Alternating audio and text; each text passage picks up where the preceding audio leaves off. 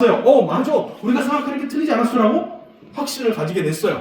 그런데 이 루트라는 학자는 크리스찬이었습니다. 그래서 다시 한번 이 15,000건의 문서들을 훑다 보니까 잠깐만, 요거는 성경 어디 구절인데? 이것도 성경 어디 구절인데? 이렇게 찾기 시작한 거예요. 이게 괄호하고 요즘 같으면 어떻게 써요? 괄호하고 출애굽기 몇 장 이렇게 써놨을 텐데 그 당시에는 이걸 안 써놨던 거예요. 그래가지고 이런 것도 찾고 이것도 찾고 저것도 찾고 이거 저것도 성경에 나왔네요. 그래가지고 세보니까 존 로크나 몽테스키에나 블랙스톤을 인용한 것보다 압도적으로 모세를 인용한 게 많다는 거지. 모세를 인용했다는 말은 모세 5경, 그러니까 창세기에서 출애굽기, 레위기, 민수기, 신명기 요 5개 책에서 나온 구절들이 이 세 사람의 업적을 인용한 것보다 훨씬 더 많다는 거예요. 너무나 놀라운. 모세가 결국에는 이 자유민주주의를 건국할 때 가장 큰 모범 답안이었다, 원형이었다는 것을 우리가 알 수가 있는 것이죠. 그죠? 이것은 역사적 사실이기 때문에 내가 기독교인이라서 이런 거를 가르치는 게 아닙니다.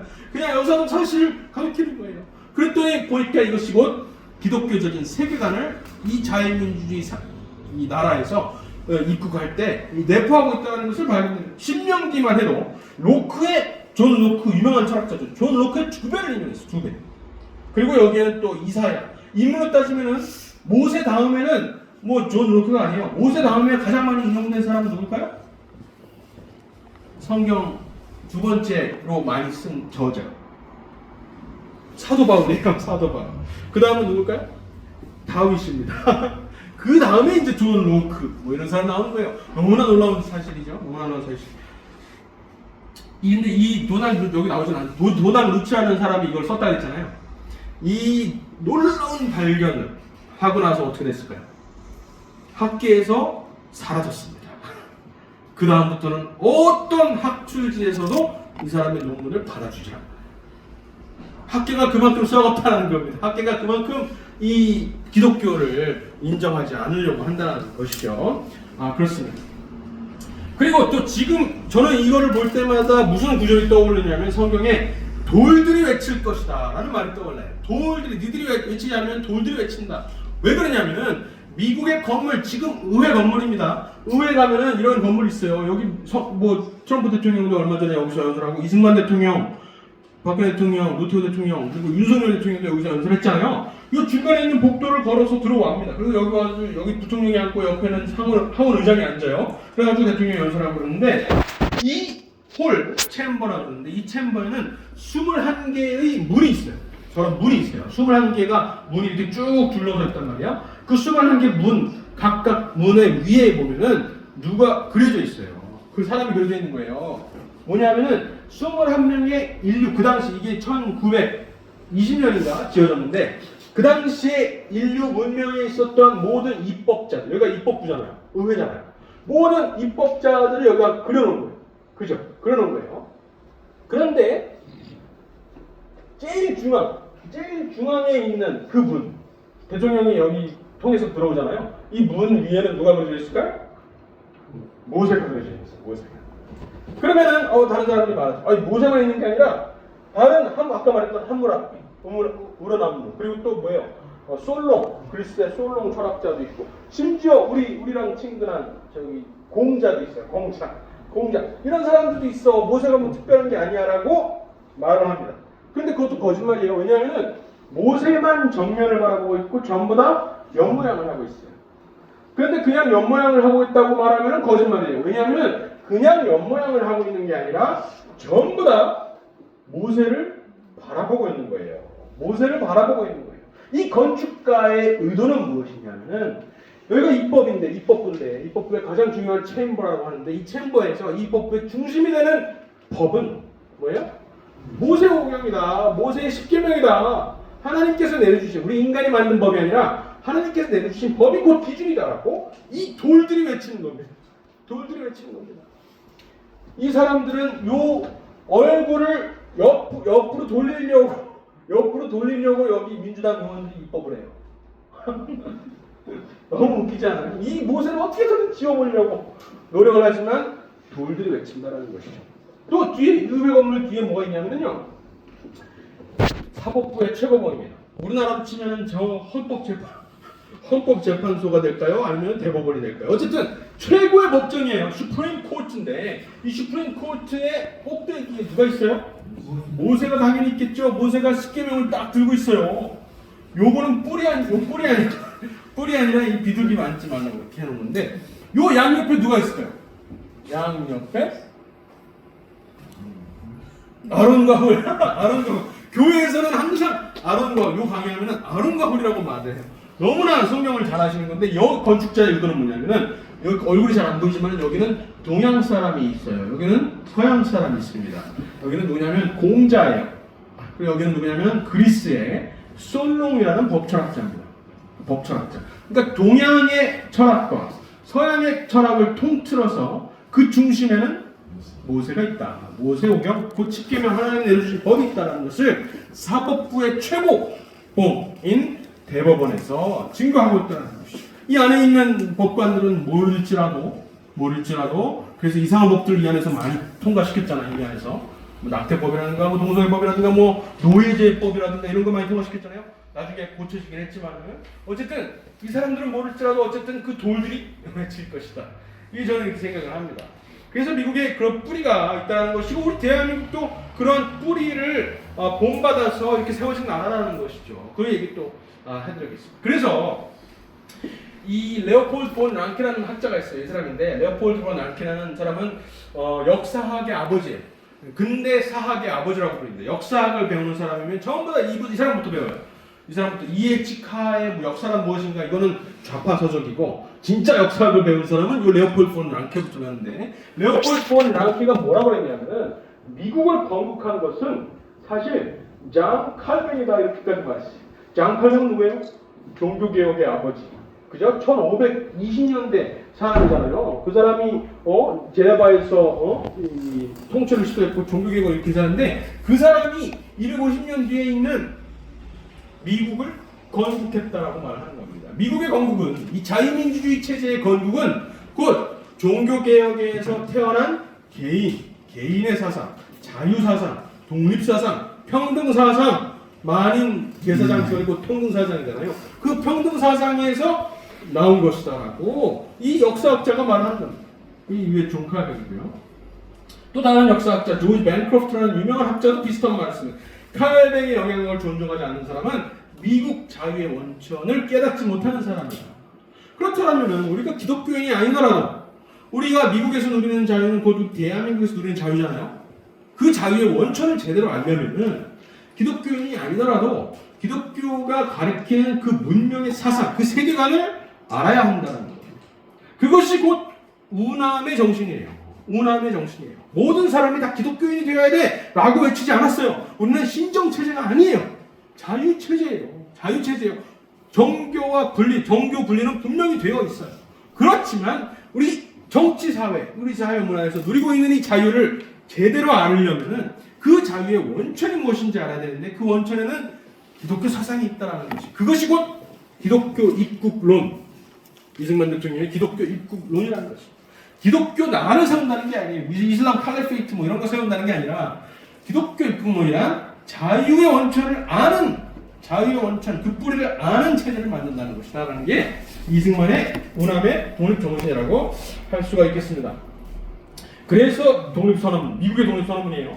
아까 이승만 대통령이 한성 감옥에서 이거를 영어에서 한국말로 바꿔가지고 독립정신 18장에 넣은 겁니다. 독립정신 18장. 이 독립선언문 전문을 최초로 번역한 사람은 이승만 대통령이에요. 제임스 게일 선교사가 유몽천자에서 이 독립선언문의 일부를 번역해놨어요. 그런데 전체를 번역한 사람은 이승만 대통령입니다. 놀랍죠? 한국말로.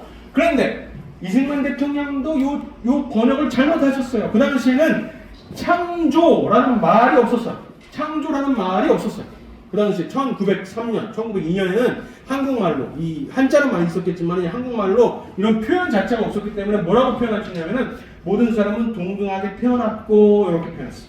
그렇지만 영어를 보면은 all men are created equal. 모든 사람은 평등하게 동등하게 창조되었다라고 분명히 창조주 하나님을 증거하고 있다는 것입니다. 이 독립선언서가 이 A4 용지로 따지면은 한 장밖에 안 돼요. 이 짧은 문서 안에 하나님에 대한 표현이 4번 나와요. 4번.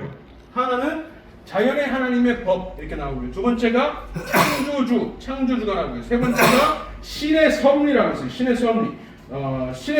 신의 섭리. 여기 신의 섭리. 그리고 네 번째가 세상 최고의 재판장, Supreme Judge of the World. 세상 최고의 재판. 이사야서에 있는 표현입니다. 그것을 가지고 4번 하나님을 호소하는 거예요. 하나님을 호소해요. 이것이 그러니까 결국 신에 대한 어떤 믿음, 그것이 물론 기독교의 하나님이었겠지만은 신에 대한 믿음이 이 자유민주주의 또는 자유문명의 기초에 너무나 필수적이라는 사실을 여기서 가르쳐주고 있는 것입니다. 그래서 나중에 토크빌 1848년이에요. 이 미국이 건국되고 나서 한 90년 안 되겠다. 한 60년, 70년, 80년 이렇게 됐을 때 이 토크빌이라는 사람이 프랑스에서 미국으로 와가지고 프랑스에서는 프랑스 혁명이 실패했잖아요. 근데 미국에서는 미국 혁명이 너무나 성공적으로 민주주의를 일으켰어요. 그래가지고 그거를 공부하려고 프랑스에서 사람을 보내가지고 토크빌이 여기 온 겁니다. 미국의 땅에 와요. 미국에 와서 공부를 하다 보니까 놀라운 진리 하나를 깨달았어요. 뭐냐 하면은 프랑스에서는 종교와 정치가 서로 엉켜 있었기 때문에 정치를 바로잡기 위해서 종교를 어떻게 했어요? 지워버렸죠. 기독교를 지워버리려고 했어요. 그런데 미국에서는 이 기독교와 정치가 처음부터 너무나 잘 조화롭게 같이 이루어졌기 때문에 민주주의가 성공했다는 것이죠. 어떻게 조화가 이루어졌어요? 아까 커네티컷에 갔던 토마스 후커 목사님이 성경 말씀을 통해서 정치 원리를 찾아서 스스로 자치하는 것을 가르쳐줬을 때 이게 조화가 이루어지는 거예요. 그래서 신앙과 기독교의 신앙, 기독교 종교와 정치가 나란히 같이 자라갈 수가 있었다는 것이죠. 그것이 서로 엉켜가지고 하나를 버리지 않으면 정치를 바로잡지 못하는 그런 프랑스 혁명은 실패를 한 것이고 미국에서는 성공을 했다는 것이죠. 그 진리를 깨닫고 이 유명한 말을 합니다.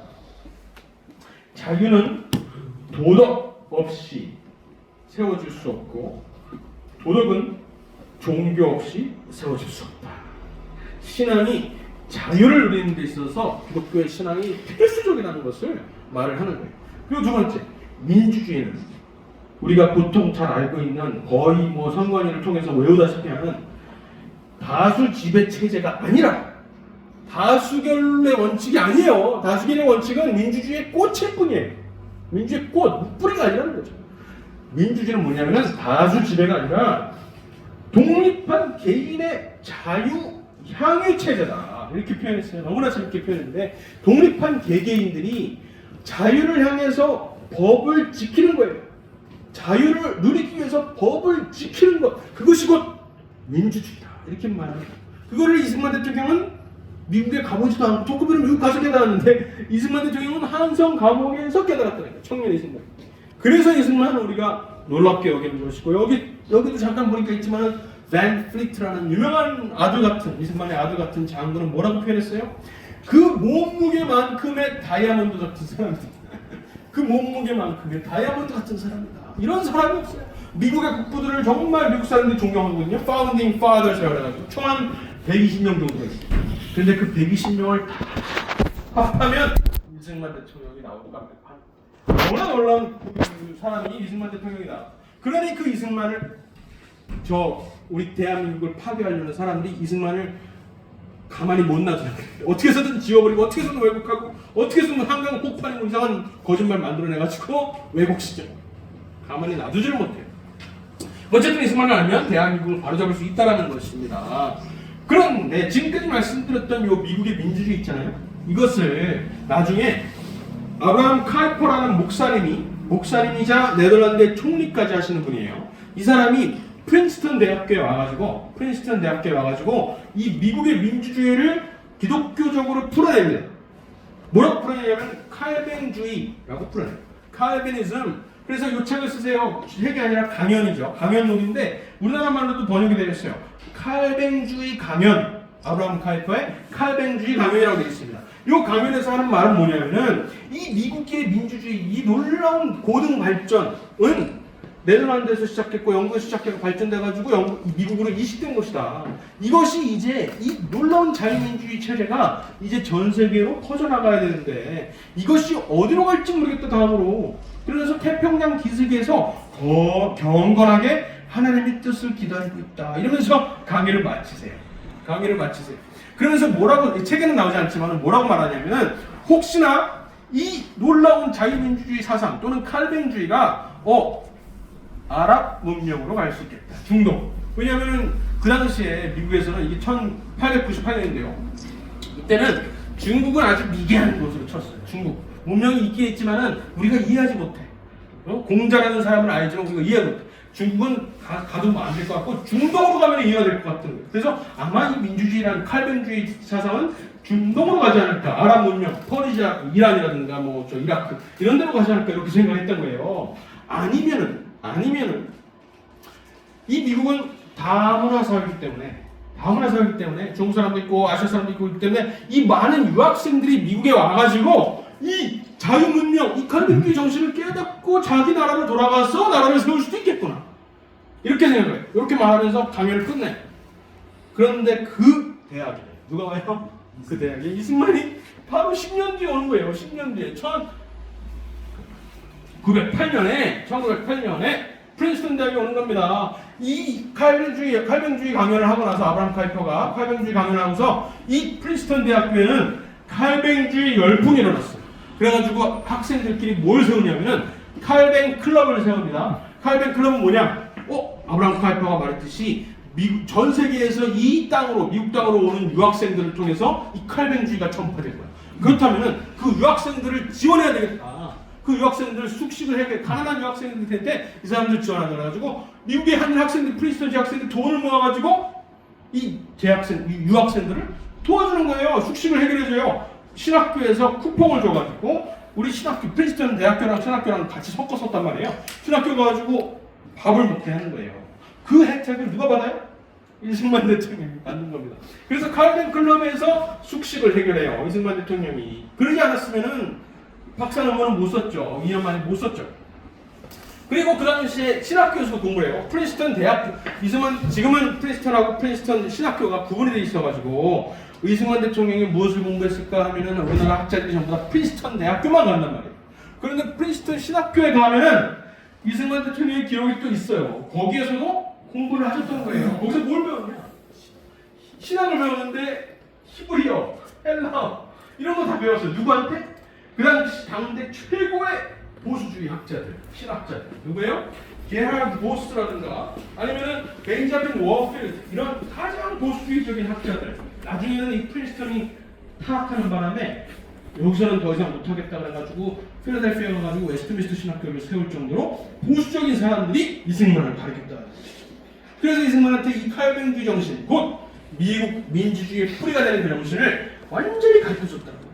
그래서 이승만 대통령이 한성 과목에서 다 알았다는 거지만은 이것을 학술적으로 딱 핀포인트하지 못했었는데 프린스턴에 와가지고 이것을 딱 정립을 하게 된 것이죠. 그래가지고 나중에 하와이 가서 물론 한국에 잠깐 들렀다가 YMC 사건 때문에 벨고인 사건 때문에 쫓겨나가지고 하와이에서 이 칼뱅주의 나라 건국 기독교 입국을 이 하와이에서 시도를 하는 겁니다. 하와이 가보니까 한인이 없는 곳이 없는 거예요. 하와이 팔도 중에 그러니까 8개 섬이 있거든요. 하와이 팔도에 한인이 없는 곳이 없으니 이 어찌 뭐라 그러죠? 이따가 나올 거예요. 이것은 조선 팔도다. 그래서 여기에서 한국의 조선의 새 나라를 꿈꿀 것이다. 이런 말을 합니다. 어쨌든 이런 역사를. 그래서 한성과목에서 깨달았던 그 칼뱅주의 정신이랄까요? 그것을 딱 한 문장으로 요약하자면은 이 신학월보라는 한성과목에서 잡지 기고를 하셨는데 그 책에서 딱 표현됩니다.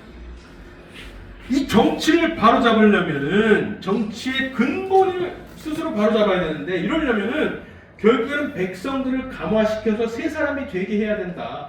하나님을 믿게 해서 하나님을 두려워해야만 아무도 보지 않을 때 착한 일을 하고 아무도 보지 않을 때 나쁜 일을 하지 않을 수가 있다. 이 놀라운 진리를 말하면서 이 어찌 교회가 정부의 근원이 아니리요. 이것이 칼뱅주의 정신을 한 문장으로 우리나라 말로 요약하는 이겁니다.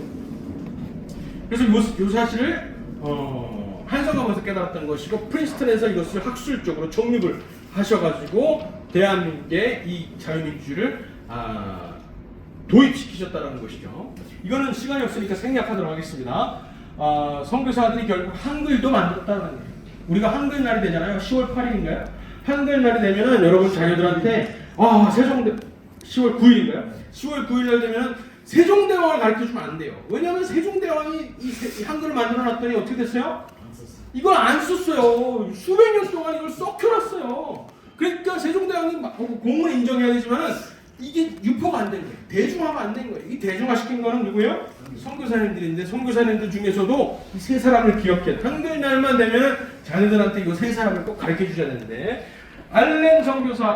존 로스 선교사와 그리고 허버트 선교사가 있어요. 허버트.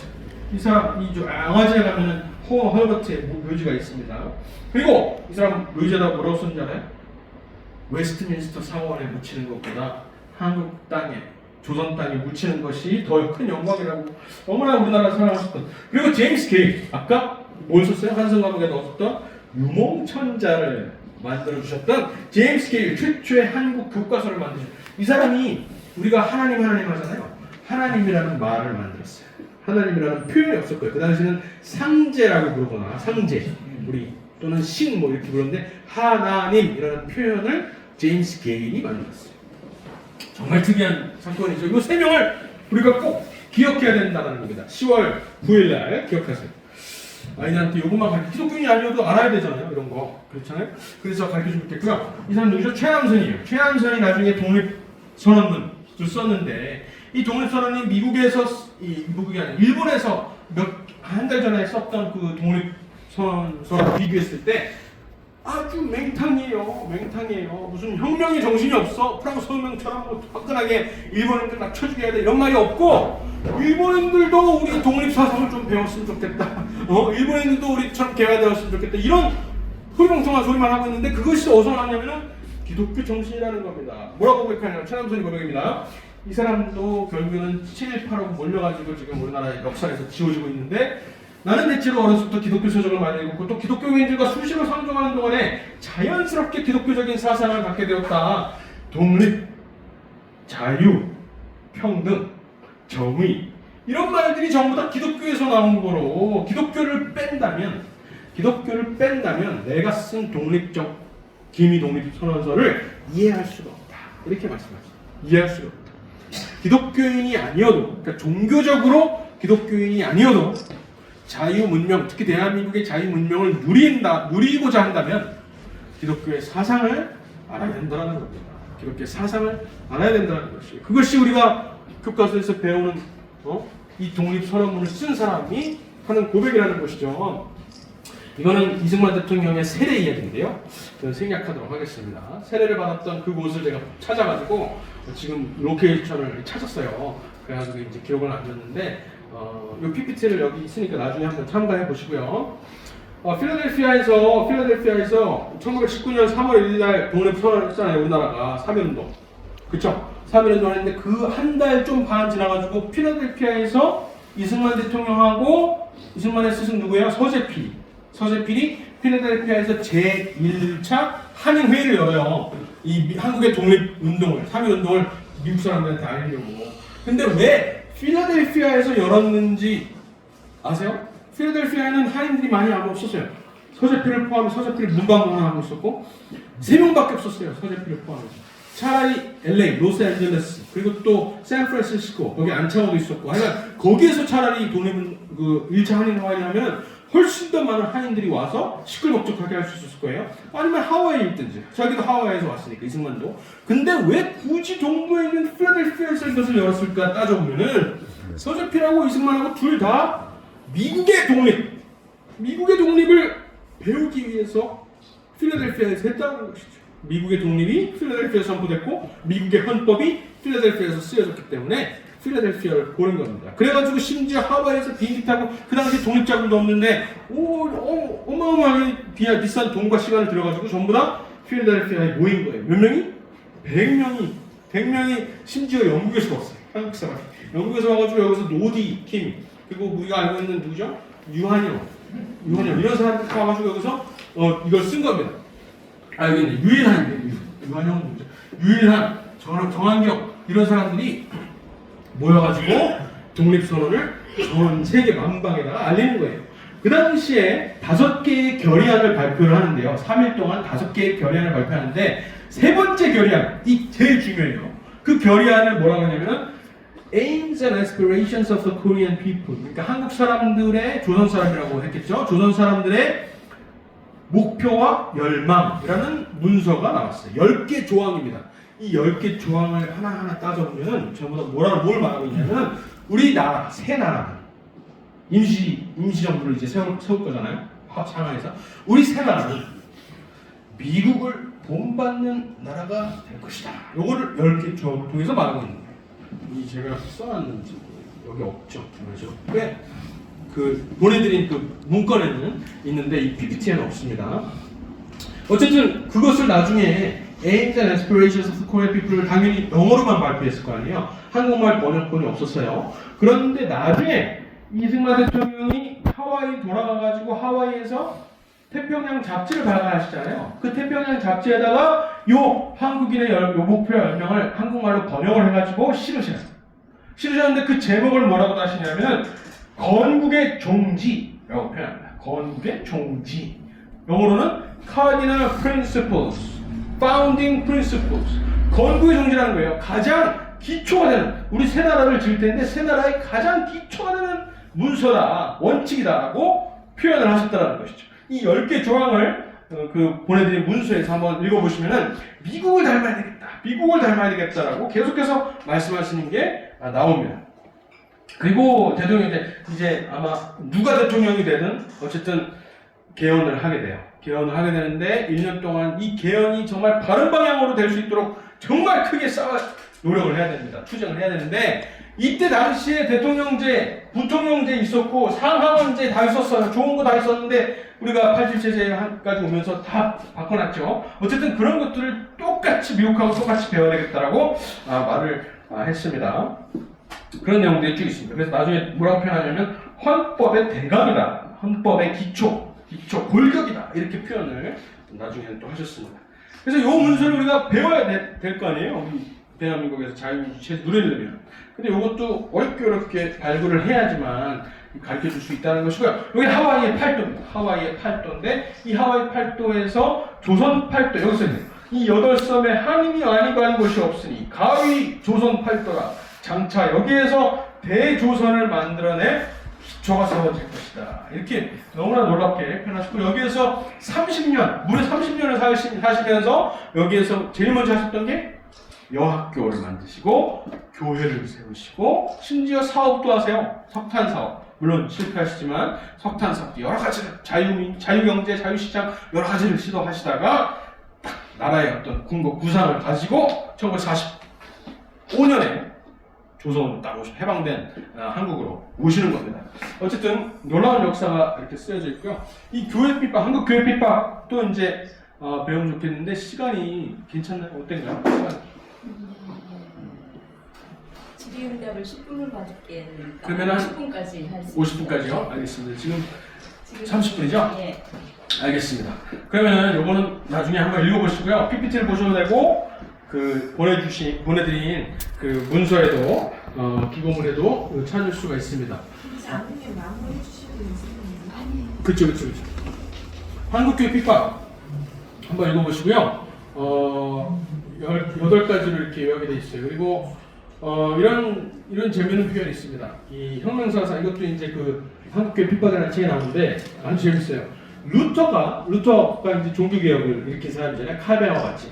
루터가 시작한 개신교가 정치제도를 개혁하기에 이르러 오늘날 구미 각국의 동등한 자유를 누리는 모든 인간 행복이 여기서 시작한 것이다. 그러므로 마틴 루터를 근대 문명의 시조라 칭함이 과연 적당하며 이러한 루터 선생의 능력은 곧 예수의 진리에서 나오는 것이다. 이렇게 재밌게 표현하셨어요.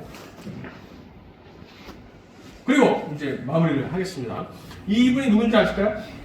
이승만 대통령이 프린스턴을 떠난 다음에 20년 뒤에 프린스턴에 도착했어요. 그래가지고 프린스턴 신학교에서 공부를 하신 분인데 이분이 기독교인이라면 다 아실만한 한경재 목사님입니다. 한경재 목사님인데 한경재 목사님께서 어디를 가시냐면요. 여기서 공부하신 다음에 북한의 신의주로 가세요.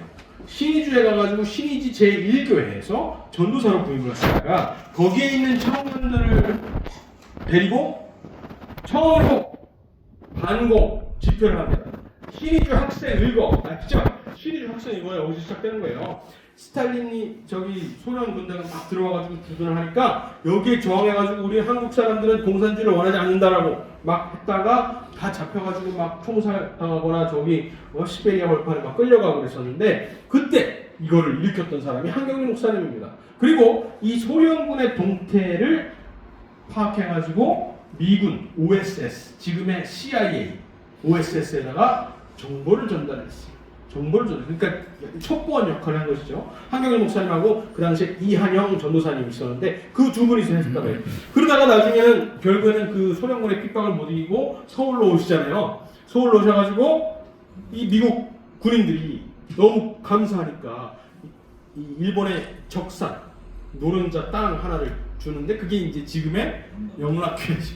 그 당시에는 배단위 교회라고 창립을 하셨는데 그 배단위 교회를 창립하시고 나서 그때가 언제예요? 1945년이에요. 1945년에 딱 창립을 하시고 나서 그때 이제 막 사람들이 모여가지고 이승만도 오고 김구도 오고 뭐 이현영, 박근영 해가지고 나라를 막 건국할 그때잖아요. 그래가지고 계속해서 설교를 하는데 무슨 설교를 하냐면은 건국과 기독교 이 세 나라가 어떤 나라가 되어야 될 것인가를 두고 계속해서 설교를 하시는 거예요. 이 설교 시리즈가 나중에 건국과 기독교라는 조그마한 책으로 나오는데 지금은 절판됐어요. 어쨌든 그 책이 너무나 읽으면 우리나라의 뿌리를 잘 알 수가 있는데 거기에 이승만 대통령께서 하나 한성감옥에서 하셨던 그 말씀이 거의 그대로 담겨 있다는 것이고 미국의 독립정신이 그대로 담겨 있다는 거예요. 그 짧은 설교문에 한번 읽어볼까요?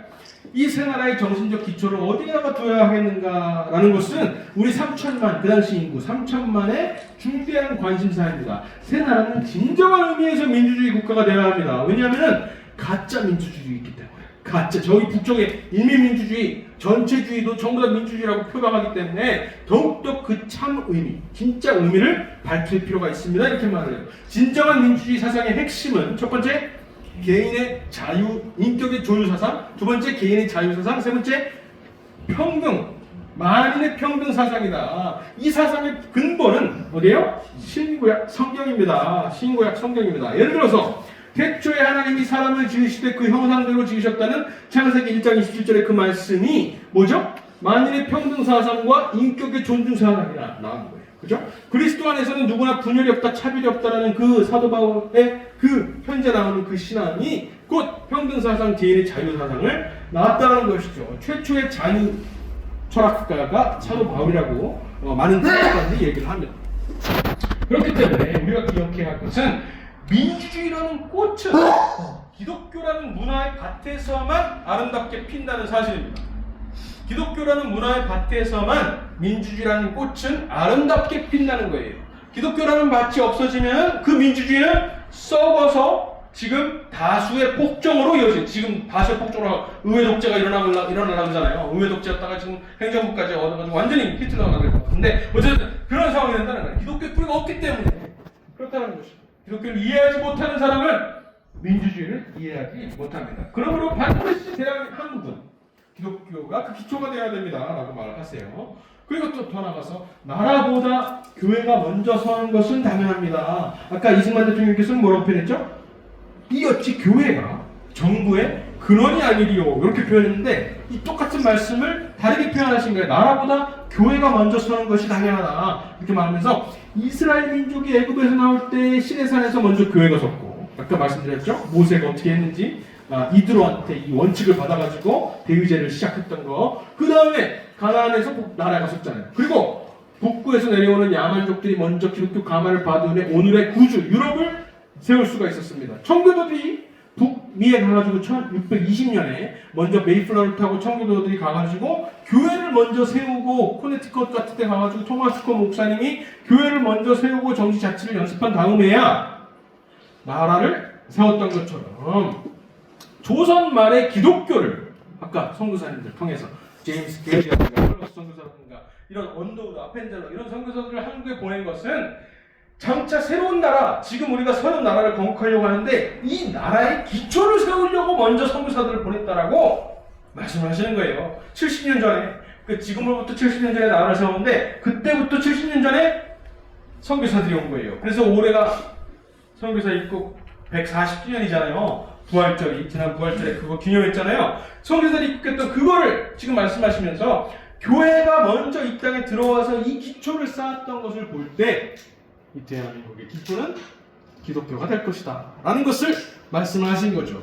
그러면서 대원군이 버린 돌, 곧 기독교는 얼마나 많은 사람들을 죽였어요. 대원군이 선교사들 죽이고 카톨릭, 천주교들 많이 죽였는데 버린 돌 기독교는 새한국의 영원한 머릿돌이 될지어다 이러면서 설교를 마치셨습니다. 그래서 태어난 나라가 대한민국.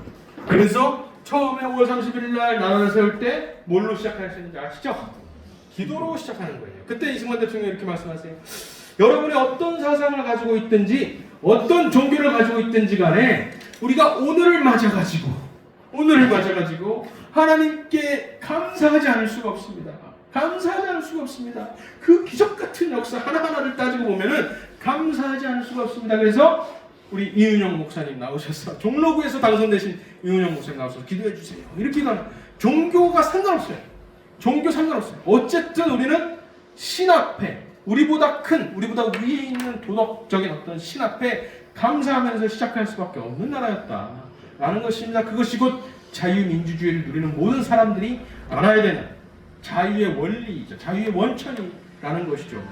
그것을 이승만의 독립정신이라고 말할 수가 있고 이 나라를 다시 바로 세우기 위해서 꼭 필요한, 꼭 회복해야 되는 우리의 정신이다라고 할 수가 있겠습니다.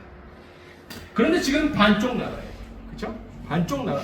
이승만 대통령께서는 우리 대한민국이 위기에 빠질 것을 분명히 아시고 우리나라에게 목표를 설정해 주셨어요. 목표. 그 목표는 무엇이냐면 1953년 7월 27일 날 휴전선이 그어진 날, 그날 저녁에 우리나라 국민들한테 우리나라의 근본 목표는 뭐가 돼요? 북한의 영토와 북한의 동포들을 해방시키는 것이 될 것입니다 라고 딱 목표를 설정해 줬어요. 그래서 그 목표를 가지고 있기만 하면, 이 북한 동포를 해방시키는 그 목표를 가지고 있기만 하면 우리가 우리의 자유를 빼앗기지 않는 거예요. 그 원리를 또 깨달으십니다. 그래서 그 목표를 설정, 이거 북한 사람들을 해방시켜야 되겠다라는 그 목표의식도 있었지만 우리 대한민국 사람들이 그 자유를 지키게 하려는 그 목적이 또 있었다는 것이죠. 그런데 우리가 어떻게 됐나요? 박정희 대통령을 지나면서 선경제 후통일이라고 말하면서 경제 우리가 먼저 잘 먹고 잘 살아보자. 그 다음에 통일을 생각해보자 하다가 먹고 잘 먹고 잘 살게 됐는데 북한은 딱 잊어버렸어. 북한 잊어버리고 북한 정부도 그냥 잊어버리고 나중에 이제는 젊은이한테 물어보면 통일을 왜 하냐 뭐 이런 소리가 나오기 시작한 거죠. 북한을 잊어버린 것이 사실은 지금 대한민국이 망하는 원인이기도 합니다. 그래서 어쨌든 북한을 기억하는 것, 우남 이승만을 기억하는 것, 그리고 북한의 동포들을 기억하는 것이 우리나라가 사는 길이다. 구국의 첫걸음이다라고 할 수가 있습니다. 링컨 이야기인데요. 링컨 이야기, 이승만 대통령이 링컨한테 찾아가가지고 링컨이라면 내 마음을 알아주실 텐데 이런 말들, 이런 것들 너무나 중요한 이야기인데 나중에 한번 읽으시면 다 이해가 되시니까 보시면 되겠습니다. 마지막으로 정리해 보겠습니다. 마지막 장이에요. 나라를 바로 세우기 위해서는 지금 나라가 만국의 위기에 처해 있습니다. 어떻게 보실지 몰라도 정말 만국의 위기에 처해 있어요. 그런 나라를 바로 세우기 위해서는 이승만이 세우고자 했던 그 나라, 그 건국 정신, 독립 정신을 우리가 다시 깨달아야 된다라는 것입니다. 그 자유민주제는 도덕법을 지키는 나라이고 집단의 구호가 아니라 개인이 주권의식을 깨어난 그런 독립정신의 나라라는 것이고, 프랑스 혁명이 아니라 미국의 자유를 그 모체로 하는 나라이다라는 거예요. 그것까지만 정리하면 될 것 같고요. 좀 어렵게 표현하자면 기독교 입국 또는 대의진 그리고 법치라는 것입니다. 프랑스 혁명과는 반대되는 그러한 사상에 입각해서 나라를 세웠다는 것이에요. 두 번째로 북한 동포 해방에 우리의 목표를 두어야 된다는 거예요. 우리의 목표를 두어야 우리가 우리의 자유도 누릴 수가 있다라는 것입니다. 그것이 이승만 대통령의 놀라운 마지막 우리한테 주신 해안이에요. 북한 동포를 기억하는 것이 곧 우리나라의 근본 자유를 지키는 길이다라고 하셨습니다. 그런데 놀랍게도 아까도 잠깐 말씀드렸지만 북한 동포를 해방시켜야 되겠다라는 것을 대통령이 선포하고 구체적으로 실현을 하려고 할 때 탄핵이 됐어요. 탄핵됐어요. 신기하죠? 박근혜 대통령이 됐고 윤석열 대통령이 됐습니다. 그것에는 우리 정치권 안에, 사회 안에, 문화 안에 정말 많은 이 북한의 뭐랄까요? 쓸모있는 바보들이랄까요? 또는 실제로 간첩 같은 주사파랄까요? 이런 것들이 너무나 많이 암약하고 있고 우리에게 영향을 미치고 있다는 사실. 이거를 깨달아야 돼. 이거를 깨닫고 정말 전쟁하듯이 싸워야 됩니다. 총칼로 전쟁하는 게 아니라 이 사상으로 싸우는 거예요. 사상으로 싸워야 돼요. 그래서 우리 젊은이들, 청년들 겸유단 같은 거 빨리 보내가지고 미국에서 2주 동안 훈련 받고 이런 거 하는 거 우리가 해야 됩니다. 정말 우리의 목숨이 달렸다라고 생각하고 나라를 지키지 않으면 수년 안에 한 번 정권 이 프랑스 혁명의 정신을 가진 좌파 정권을 한 번 더 견디지 못하면 됩니다. 5년 안에 무너질 수가 있기 때문에 바로 지켜야 되겠다. 그것에는 첫 걸음이 이승만을 기억하자라는 것입니다. 여기까지 강의를 마치겠습니다. 그리고 어느 강의시간 이렇게 들어주셔서 감사드리고요. 질문을 받도록 하겠습니다. 15분 정도 남았는데요. 질문 있으시면 질문해 주세요. 앞에 있는 질문지에 써서 앞으로 보내주시면 중에서 몇 가지 선택해서 답변을 드리도록 하겠습니다. 잠깐 쉬시면서 그 써주셔도 되고요.